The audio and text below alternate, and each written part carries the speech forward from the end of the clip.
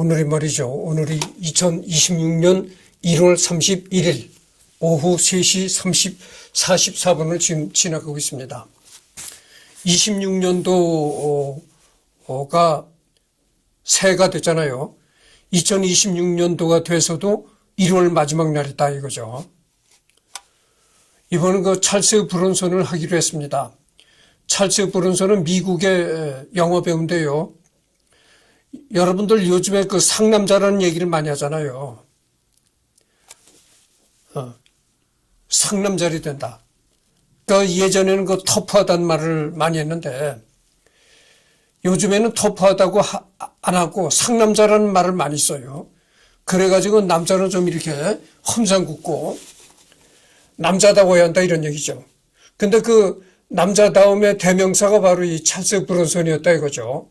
찰스 브론슨이 어떤 영화에 주로 나왔던 배우냐면은 그 서부극. 그러니까 카우보이 모자를 쓰고 이렇게 권총을 가지고 다니면서 서로 이제 총격전을 벌이고 하는 그런 영화에 나왔던 사람이죠. 아주 그러니까 한마디로 남자답고 와일드하다 그거죠. 아주 거칠고 와일드하다. 미국 남배우 1921년 출생이다. 그다음에 1951년에 데뷔했고 2003년에 사망했다. 7차 세계대전 군인 뭐 이렇게 나오네요.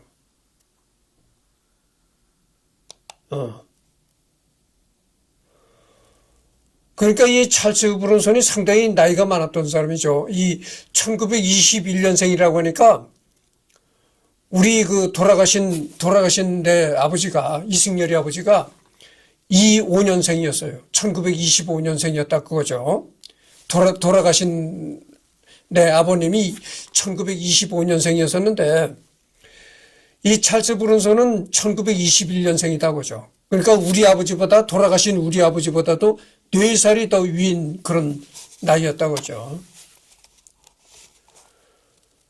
그래서 여기 펼치면은 찰스 브론선 분야는 영화. 그 다음에 1980년 12월 10일 뭐 이렇게 된대요. 찰스 브론선. 이게 찰스 브론선입니다. 이 카우보이 모자를 쓰고 이렇게 있는 모습인데 이 턱에는 이렇게 턱수염을 길렀고 한마디로 아주 그냥 터프하다 그죠. 출생명 찰스 데니스 부친스키. 출생은 1921년 11월 3일 펜실베니아 에런펠드에서 태어났다. 사망은 2003년 8월 30일 81세로 사망했다. 캘리포니아 로스앤젤레스에서 사망했다 그죠. 그러니까 로스앤젤레스 우리나라 그 교포들이 많이 살고 있는 LA 거기서 이제 사망했다 그죠. 국적은 미국, 신장은 174. 의외로 뭐 키는 별로 크질 않았네요. 미국인으로서 신장이 174라면은 뭐 그렇게 큰 체격이 아니잖아요. 의외로 체격은 뭐 크질 않았네요. 직업은 배우 군인. 데뷔는 이제 1951년 You Are in the 뭐 이렇게 돼 있고 배우자는 해리엇 텐들러. 1949년에 결혼해가지고 1965년에 이혼했다. 질 아이얼런드 1968년에 결혼해가지고 1990년에 사별했다. 킴 위커스 1998년에 결혼했다. 3번을 장가를 갔네요. 그러니까 뭐 유명 배우를 이렇게 뭐 허리우드에서 돈을 많이 벌으니까 그렇잖아요. 우리나라도 그렇잖아요. 우리나라도 뭐 연예계에서 유명 연예인들은 돈 많이 벌잖아요. 그런 식인 거죠. 그러니까 돈 많이 버는 직업이 어떤 직업이 있겠어요. 아주 고위급 정치인, 그 다음에 유명 연예인, 그 다음에 사업가, 아주 그 시시한 기업은 말고, 시시한 사업가는 말고 그래도 중견 이상급 중소기업 이상 대기업 운영자 사업하는 사람 그런 사람들이 돈을 잘 벌잖아요. 그런 사람들은 뭐 영화 배우니 그 고급 아주 고위 정치인, 그다음에 연예인, 그다음에 뭐 사업가, 이런 사람들이야 뭐 1년에도 집을 몇 채씩 살 수 있는 그런 수입을 누리는 거죠. 그러나 뭐 시시하게 어디 나가서 일해가지고 뭐 200만 원, 300만 원 받는 사람은 입에다 풀칠하기 바쁘고 평생을 벌어도 이제 지방칸 마련 못하는 그런 신세가 되는 거죠. 그러나 이제 이 사람은 그렇게 연예인으로서 이름을 날렸기 때문에 돈을 잘 버니까 이렇게 3번씩 장가를 간 겁니다. 자녀는 아들 토니, 딸 수젠, 줄라이커 커트리너. 그 다음에 종교는 천주교, 세례명은 카롤로, 계급은 미 공군 상병, 미 공군에서 이제 상병으로 제대했다 이거네요. 그래서 내가 이제 찰스 브론슨에 관해서 좀 얘기를 해야 되겠어요. 내가 이 찰스 브론슨을 언제 알았냐면은 강원도 산골에 있을 때 내가 알았어요. 강원도 산골에 그때 내가 어렸을 때인데 그때는 강원도의 TV도 보급이 되기 전이었습니다. 흑백 TV가 보급이 되기 전에 라디오를 통해서 내가 찰스 브론슨을 알았어요. 그럼 찰스 브론슨은 어떻게 라디오를 통해서 알았느냐? 그때 이 사람이 남성 화장품을 광고했습니다. 그러니까 이 찰스 브론슨 전에는 남자라는 건 원래 화장을 하지 말아야 되는 존재로 생각을 했거든. 그 시절에는요, 남자가 화장을 한다면 뭐라는 줄 알아요? 남자가 화장을 하면은, 저거 불알 떨어지겠네. 그러던 시대였어요. 근데 지금 보십시오. 지금 KBS나 MBC, SBS 이런 그 방송국 아나운서들이 딱 카메라 앞에 있을 때는 다 남자도 이 화장을 합니다. 화장을 하고 카메라 앞에 쓰잖아요. 지금은 그렇게 남자도 화장을 하는 시대가 됐지만 내가 어렸을 때 이 찰스 브론슨이 남성 화장품을 광고하던 시절에는 남자가 화장을 한다면 그랬다니까. 저거 불알 떨어지겠네 그랬다니까. 그러니까 남자라는 건 이 화장을 한다는 게 있을 수가 없는 일이야. 여자나 화장을 하지 무슨 남자가 화장을 하느냐. 그렇게 생각할 때거든. 그럴 때 이 찰스 브론슨이 남성 화장품을 광고하는 그런 일을 했다고죠. 그래서 내가 지금도 생각하는 게 지금도 기억에 이렇게 남는 게 뭐냐면은 이 찰스 브론슨이 그 맨소레담이라는 그 남성 화장품을 광고했어요. 이 찰스 브론슨이. 그래서 라디오에 나와가지고 맨소레담 하면서 이 광고하는 게 나왔었단 말이죠. 내가 흉내를 잘 이제 못 내는데 하여튼 그런 식으로 이 찰스 브론슨이 남성 화장품을 광고했다고죠. 그 시대부터 남자가 화장을 하는 그런 시대가 이제 도래한 거야. 그 전에는 아끼도 있지만 그 전에는 불알 떨어지겠네 이랬단 말이죠. 그래서 그럼 그 불알이라는 게 어떻게 뛰는 거냐. 여러분들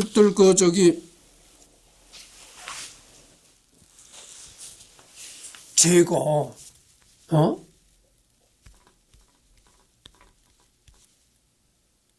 거세하는 게 말이죠. 거세하는 게 예전에 그 서양에서 클래식 그 성악가, 거세한 클래식 성악가가 있었단 말이죠. 그리고 우리나라 조선에서도 옛날에 환관이라고 되어 있죠. 내시. 그러니까 궁궐에서 이제 궁궐에 잡일하고 왕의 이제 심부름을 하고 했던 내시들이 있어요. 그 내시들도 거세를 했단 말이죠. 그러면 거세라는 게 뭐 그냥 이렇게 페니스를 뚝 잘라버리느냐. 그게 아니고 여러분들 그 페니스 밑에 보면 이렇게 좀 속된 말을 해도 이해하시기 바랍니다. 그건 어쩔 수가 없어요. 이 페니스 밑에 이렇게 보면 불알이라는 게 있다고, 불알. 속된 말로. 이 불알에 보면은 이 동그란 구슬 같은 게 두 개가 있어요. 양쪽으로, 좌우 양쪽으로 구슬 같은 동그란 게 있다고죠. 그래서 이 페니스 자체를 자르는 것이 아니고 그 불알을 약간 이렇게 칼로 째는 겁니다. 째고서는 그 양쪽에 좌우에 있는 구슬 같은 두 개를 꺼내는 거예요. 그게 바로 거세하는 거다 하죠. 그러니까 구슬 두 개만 없애버리는 거야. 이 페니스는 그대로 놔두는 겁니다. 여러분들 여기에 나오는데 보면 이런 얘기 있어요. 왕의 여자인 궁녀들과 달리 내시들은 혼인도 가능하고 양자를 둬서 가문을 이어갈 수 있었다. 그러니까 내시들은 비록 거세는 했지만 결혼도 했다 이거죠. 결혼도 했다고요. 그러나 자식은 낳을 수가 없기 때문에 양자를 두어서 가문을 이어갔다. 이런 얘기죠. 그러니까 섹스를 하면은 남자 페니스에서 뭐가 나오나요? 정액이 나오잖아요. 그 정액을 어디에서 만들어내느냐면 그 양쪽 구슬 같은 게 양쪽 두 개가 있다고죠. 거기서 정액이 생산이 되는 겁니다. 그럼 그걸 두 개를 빼니까 정액이 없는 거죠. 정액은 없지만 어쨌든 간에 섹스는 하나 봐요. 발기 정도는 되나 봐요. 양세계 보도 기록으로 남아있다. 성기를 모두 제거하는 중국의 환관들과 달리 조선의 내시는 고환만 제거했기 때문에 사춘기 이후 거세한 경우에는 성관 관계도 가능했다. 고환. 방금 전에 내가 얘기를 했잖아요. 그 불알에 보면은 좌우 양쪽에 구슬 같은 게 있다고 그랬잖아요. 그게 바로 고환이라고, 고환. 그거만 제거하는 거야. 그러니까 정액만 나오지 않았다 뿐이지. 섹스도 가능했다고죠. 이때도 내시 체력이 중시되었으며 기록엔 두 내시를 밧줄로 묶고 서로 반대 방향으로 뛰게 했다는 내용이 있다. 내실은 환관이 되기 위해 잘라낸 자신이 고환을 잘 말린 후 약물단지에 보관했는데 약물단지는 내시들의 대장인 상선이 일괄 관리했다. 죽은 후 고환을 다시 몸에 접합시켜 관에 넣어야 다시 사람으로 태어날 수 있다는 속설 때문이다. 그래서 불알 양쪽에 구슬 같은 걸 제거하잖아요. 제거하면은 그걸 버리는 것이 아니고 알코올이 있는 병 같은 데다 보관한다는 겁니다. 상하지 않게. 보관하고 있다가 그 내시가 죽으면은 그 내시를 이제 파묻을 때 그때 당시 제거해서 보관하고 있던 그 고환을 같이 이제 묻어준다는 거죠. 그래서 이 찰스 브룬슨 얘기를 하다가 이렇게 고환을 제거하는 얘기까지 나왔었습니다. 하여튼 그랬어요. 좌우지간에. 이 사람 이전에 남성 화장품이라는 게 나오기 전에는 남자가 화장을 한다? 그러면은 저건 불알 떨어질 놈. 이렇게 얘기를 했단 말이죠. 그러니까 아주 남자가 화장을 한다는 건 이건 못 쓸 짓이야. 해서는 안 될 짓이다 그거죠. 불알 떨어지는 놈이라는 건데 되겠어요. 그렇게 아주 해서는 안 될 짓이었는데 이 사람 때에 이 사람이 남성 화장품을 광고했다 그죠. 그때서부터 남성들도 화장을 하는 시대가 열렸다 그런 얘기예요. 그래서 내가 이 사람을 더욱더 기억을 하는 겁니다. 아니 미국에도 영화 배우가 상당히 많잖아요. 근데 내가 이 사람을 어렸을 때서부터 기억하는 게 남성 화장품을 광고했던 배우라서 그래서 내가 기억을 하는 거죠.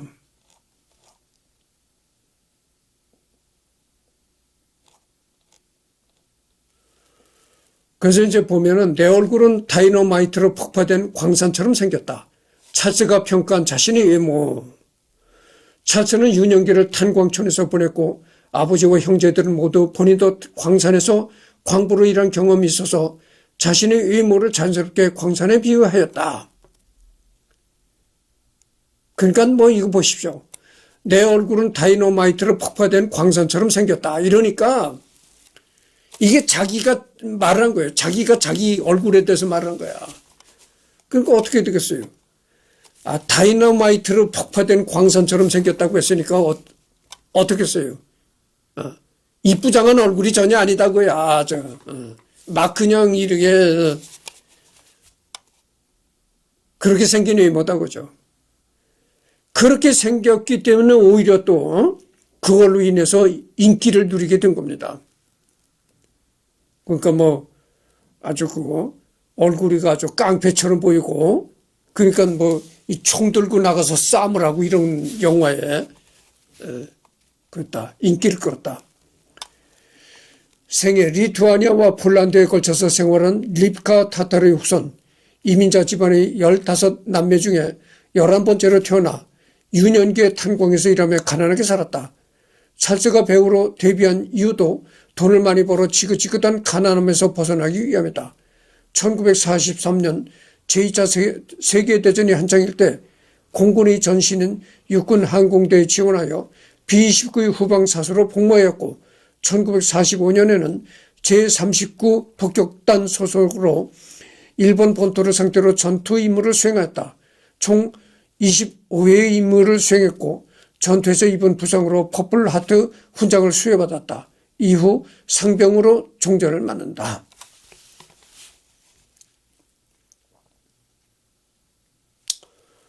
그러니까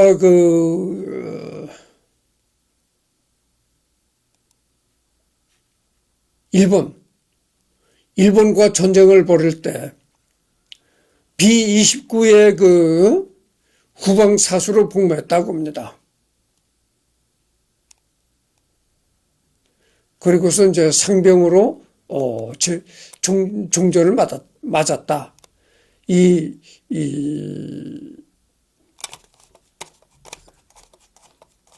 찰스 브론손이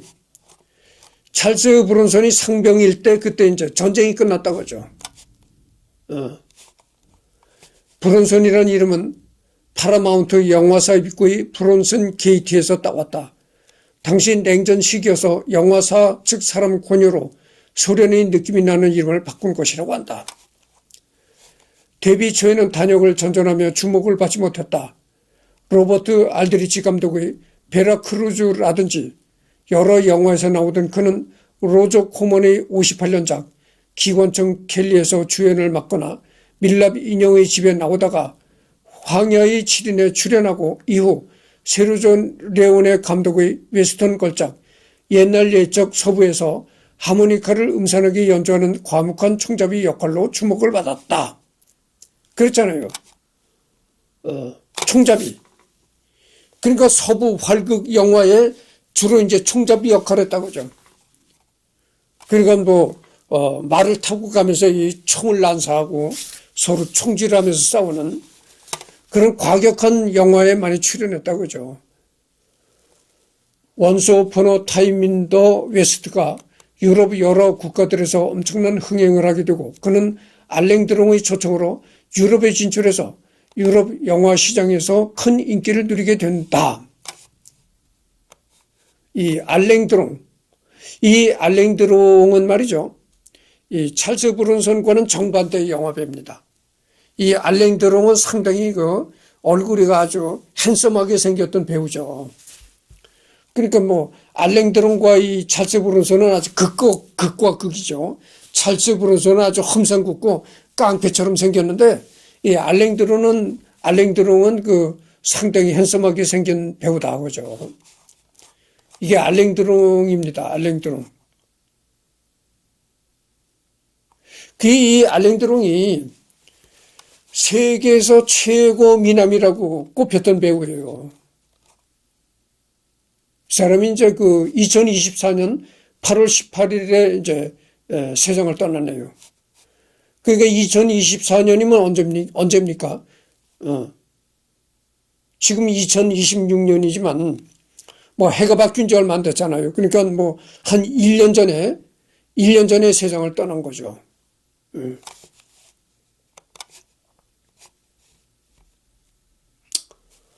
이 무렵 코스염도 기르면서 개성을 표출하며 유럽에서의 인기가 미국까지 전달된 덕분에 그는 1971년 세계에서 가장 인기 있는 배우로 선정되기도 했다. 유럽에서는 알랭 드롱과 친하게 지냈는데 1968년작 아듀람이나 1971년작 서부극 레드선에서 함께 연기한 계기로 둘이 인연을 맺게 되었다.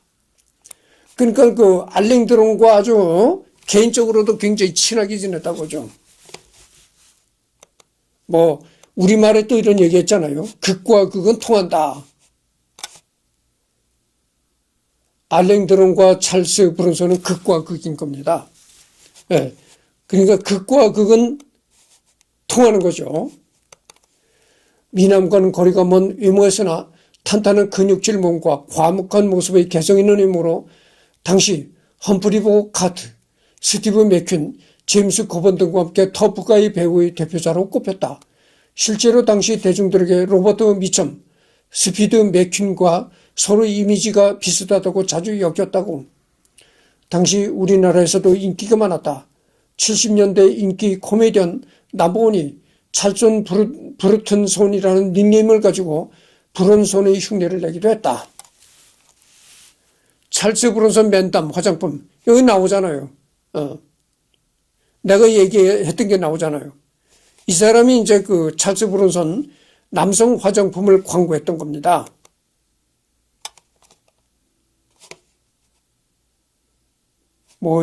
넘어가도록 하겠습니다. 1970년에서 80년대 일본에서도 인기 스타여서 스크린이나 로드쇼 잡지에 자주 나왔다. 일본 화장품 회사 단초인 남성 화장품 만담의 모델을 하기도 했으며 단초의 국내판인 주단학 화장품의 동일 제품 광고에서 우통을 벗고 조각 같은 근육질 몸을 자랑하며 맨담 내가 그랬잖아요. 맨담 하던 그 남성 화장품 광고 이라는 대사를 쳐서 당시 크게 유행하기도 했다. 외국 광고를 들여온 것이지만 외국인 유명 배우 모델은 드물던 때일이다.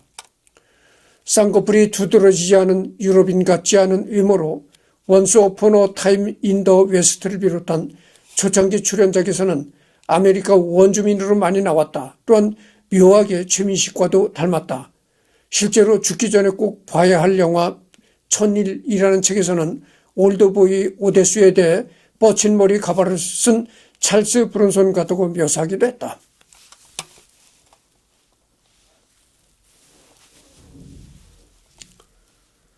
무뚝뚝한 브론손은 유부녀였던 여배우 질 아일랜드와 사랑에 빠졌을 당시 남편이었던 영국 배우 데이비드 맥컬럼을 찾아가 당신의 아내와 결혼하겠다며 짧게 통보한 일화가 유명하다. 당시는 찰스 브론손 역시 이미 본처와 별거하던 시점이었다. 두 사람은 대탈주에 출연하면서 친해졌는데 맥컬럼이 바빠서 브론손에게 임신한 애를 자기 대신 방문해달라고 부탁했다고 한다.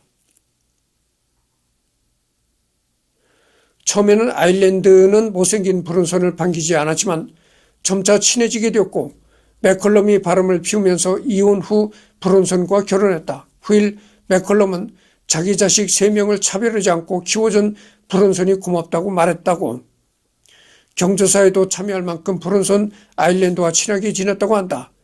브론손은 아일랜드와 20여 편의 영화에 함께 출연하기도 했으나 1990년 아일랜드가 유방암으로 사망한 후 77세이던 98년 5월 36세인 세 번째 부인 킴을 만나 12월에 결혼했다.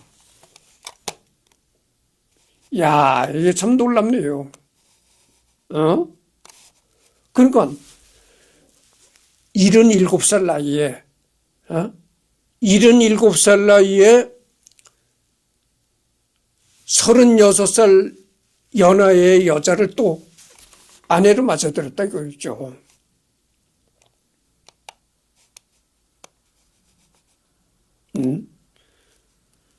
36세 차이가 난다고 했으니까 이게 어떻게 되는 겁니까? 대단한 거죠. 그리고 77세라면 말이죠. 이 당시 1990년이라고 했으니까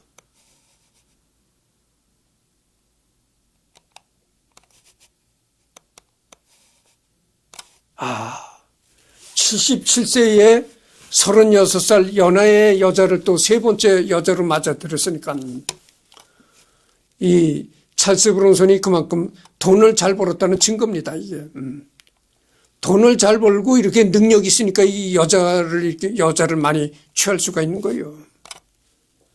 그래서 저는 내가 유튜브를 하면서도 계속 얘기하는 게 그거잖아요. 남자의 능력을 알으려면은 여자를 어떤 여자를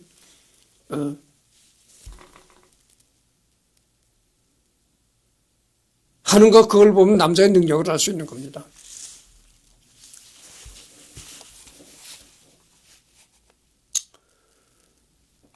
(12월에) 결혼했다. 브론손은 2번에 결혼해서 자녀 넷, 첫 부인과의 사이 1남 1녀, 두 번째 부인과의 사이 1녀, 나머지 하나인 1녀는 두 번째 부인과 함께 입양을 두었으며 킴과 사이에는 자녀가 없다. 그리고 상술했듯이 두 번째 부인이 전 남편과의 사이에서 낳은 3남, 하나는 전 남편과 함께 입양을 돌봤다. 브론손이 2001년 알츠하이머 병에 걸리게 되어서 삶의 마감을 앞두고자 세 번째 부인 킴과 첫째 부인 해리엇 그리고 자녀들 사이에서 브론손이 재산 약 600억 원을 두고 신경전이 벌어졌다고 한다. 그리고 2003년에 세상을 떠났다. 향년 82세. 알츠하이머 병으로 세상을 떠났다고 하네요.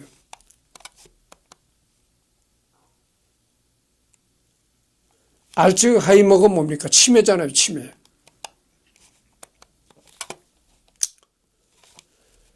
주요 출연작에는 황야의 칠은, 시드니 사무라이 리메이크, 대탈주, 폴란드 출신의 영국군 데니 발린스키 대위로 출연, 어린 시절부터 광부로 살아왔던 본인의 경험을 토대로 촬영장에서 땅굴을 파는 본인이 노하우를 조언하였으며 폐소공포증 연기를 실감나게 소화하였다. 그리고 제임스 코번에게 유창한 러시아어 발음을 들려준다.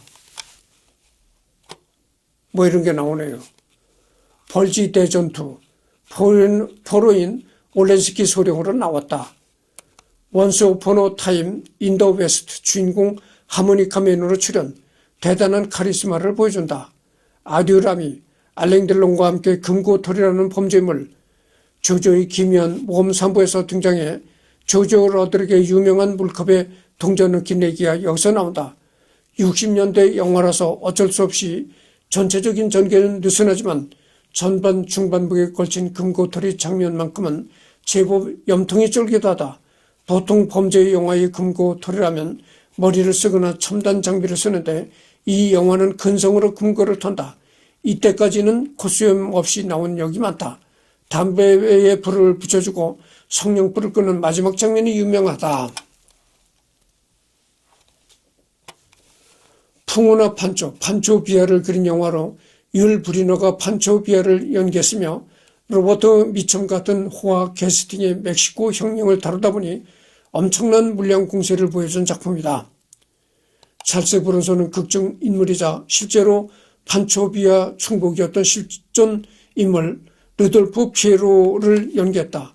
한국에서는 풍우나 판초비라는 제목으로 개봉했으며 MBC에서는 92년 1월 2일 새해 특선 오후 2시 55분에 풍우나 판초라는 제목으로 더빙 방영했다. 여기선 양지훈이 율브리너, 김기현이 로버트 미첨을 연기했다. 지금 29분을 경과하고 있네요. 레디슨 1971년 프랑스와 이탈리아, 스페인 합작 영화로 테렌스 영이 감독을 맡았다. 총잡이와 사무라이가 같이 활약한다는 줄거리. 미운의 토시로와 알랭 딜롱도 나왔다.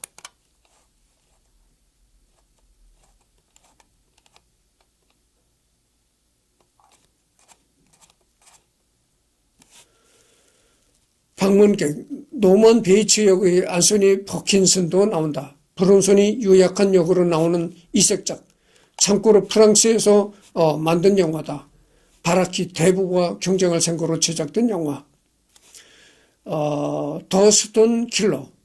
뉴욕 경찰이었으나 범인 사살이 지나치게 많다는 이유로 LA로 좌천되다시피 떠난 베테랑 형사 루 토리가 마피아가 벌이는 비밀스러운 세력 싸움을 막기 위해 동부와 서부를 오가며 고군분투한다는 내용의 작품이다.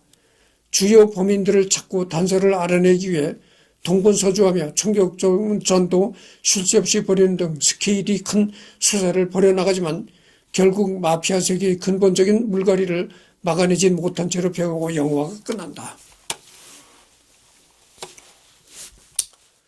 데스위시. 사적 제재를 소재로 한 작용된 영화, 소설, 만화에 엄청난 영향을 끼친 국내에는 추방객이라는 제목으로 개봉되었다. 브라이언 가필드의 동명 소설을 원작으로 하였다.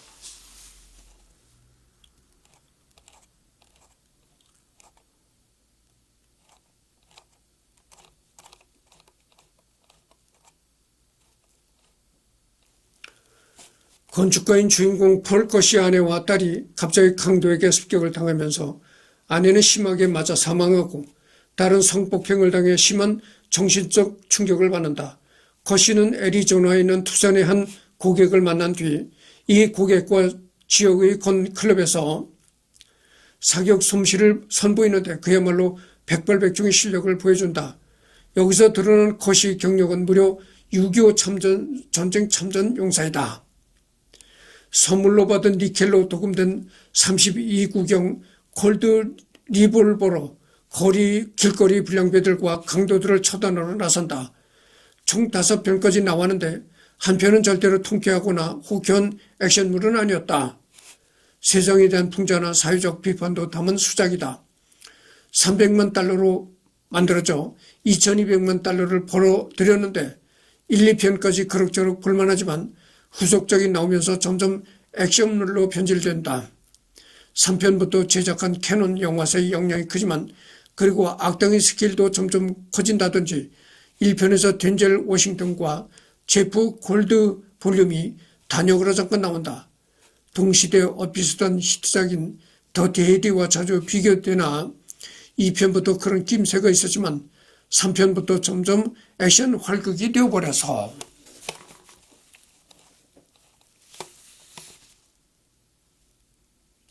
잠깐만요.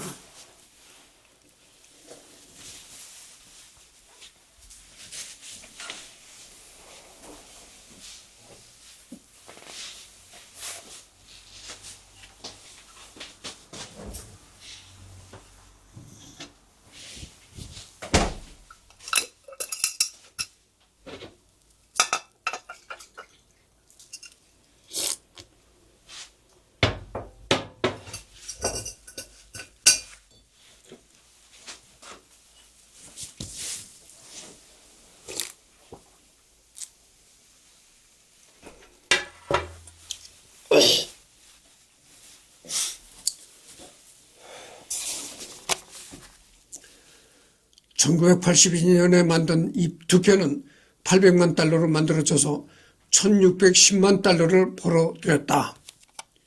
그리고 브론손의 실제 아내인 질 아일랜드가 여조로 나왔다. 여기엔 로렌스 피시본이 한국에서는 1985년 삼원 비디오에서 죽음의 초대라는 괴이한 제목으로 비디오를 낸 바 있다.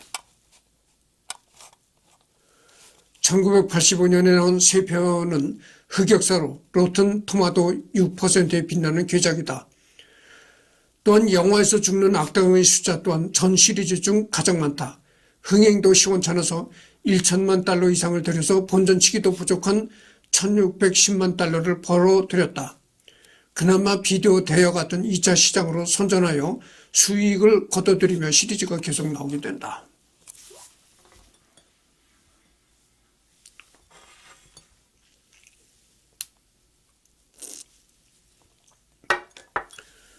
그러니까 이 찰스 브론슨은 한마디로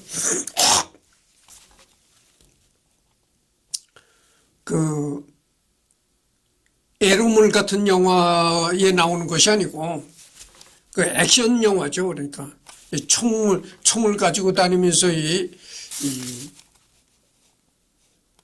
결투를 하고 이런 거친 액션 그런 영화에 많이 나왔다고 하죠. 1, 3편을 모두 감독한 마이클 워너가 떠나고 여러 다작 장르를 감독한 제이 리 톰슨이 감독을 맡았다. 악역인 일본계 노자키 형사로 나오던 게 재미교포 배우인 오순택, 데니 트레오가 악역으로 잠깐 나오다가 골로 간다. 500만 달러로 만들어 688만 달러를 벌어들였다. 1994년에 나온 마지막 편, 저예산 액션물을 많이 만들던 앨런 A. 골드스테인이 감독한 영화로 푸른 손의 마지막 극장 개봉작이다. 그래도 전 시리즈가 SB에서 김병관이 푸른 손을 맡아 더빙 방영했다. 그리고 상설하던 대로 23년 뒤에 브루스 윌리스 주연인 데스 유시란 똑같은 제목으로 리메이크. 전편 판권을 가진 캐논 그룹이 문 닫으며 캐논 판권을 가진 MGM UA에서 제작했다. 그러나 망하면서 시리즈로 나올 일은 없어 보인다.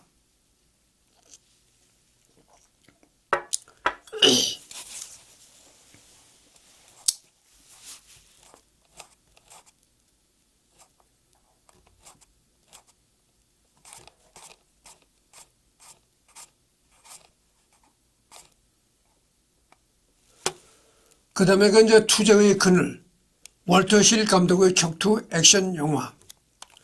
정오에서 3시까지 찰스 브론슨이 주연을 맡은 거의 유일한 코미디 영화다. 아내인 질 아일랜드가 여주인공을 맡았다. 우연히 미망인과 사랑에 빠진 은행 강도가 죽은 것으로 오인당하고 어쩌다 보니 비극적인 사랑 이야기의 주인공으로 윤색되어 유명해진다는 일종의 착각물로 여기서 브론슨은 나 원래 그런 사람 아니라고 외치며 착각을 바로잡아 보려 눈물나게 망가지는 모습을 연기한다. 브론슨의 호연으로 비극과 희극의 균형을 잘 잡은 풍자극이면서 남성미 넘치는 섹시한 이미지를 어필했던 브론슨 본인에 대한 셀프 패러디로도 볼 수 있는 이색작. 극작가로 유명한 프랭크 D. 길러이가 자신이 집필한 소설을 원작으로 제작, 각본 감독을 맡아 영화로 옮겼다. 한국에서는 1989년 5월 20일 토요 명화로 방영되었다. 2022년 3월 11일 EBS 1 세계의 명화로 방송 자막판으로 방송하였다.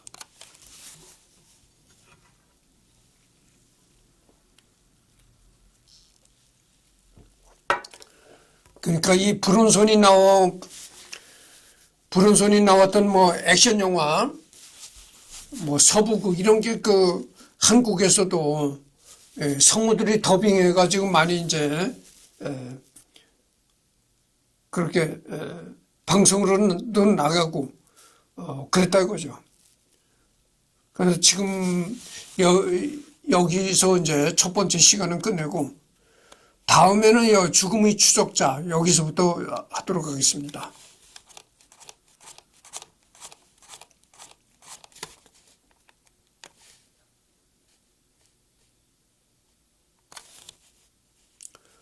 지금 생애 주요 출연작, 지금 하는 게 이제 주요 출연작을 하고 있죠. 여담 뭐 이런 게 나오네요.